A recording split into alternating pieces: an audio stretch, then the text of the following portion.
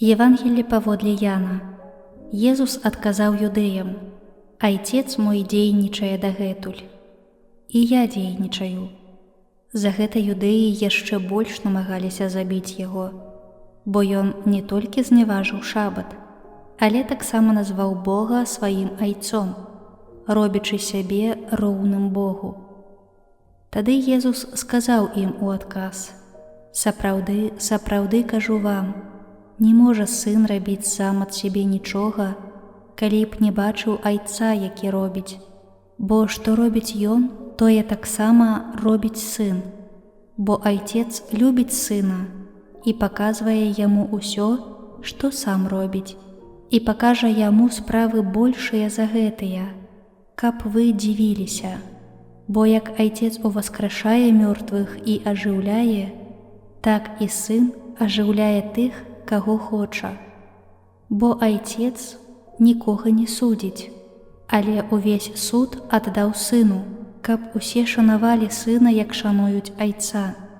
Хто не шануе сына, той не шануе айца, які паслаў яго.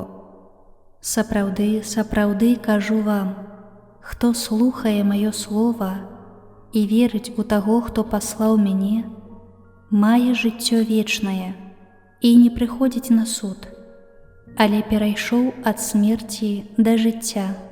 Сапраўды, сапраўды кажу вам, надыходзіць гадзіна і ўжо настала, калі мёртвыя пачуюць голас Сына Божага, і якія пачуюць, ажывуць. Бо як айцец мае ў сабе жыццё, так і сыну даў мець жыццё ў сабе, і даў яму ўладу вяршыць суд, бо ён сын чалавечы. Не здзіўляйцеся гэтаму, бо надыходзіць гадзіна, калі ўсе, хто ў магілах, пачуюць голас ягоны, і выйдуць, хто чыніў дабро, каб уваскрэснуць для жыцця, а хто рабіў зло, каб уваскрэснуць для асуджэння. Я нічога не магу рабіць ад сябе. Як чую, так суджу. І суд мой справядлівы, бо я не шукаю сваёй волі, але волі таго, хто паслаў мяне.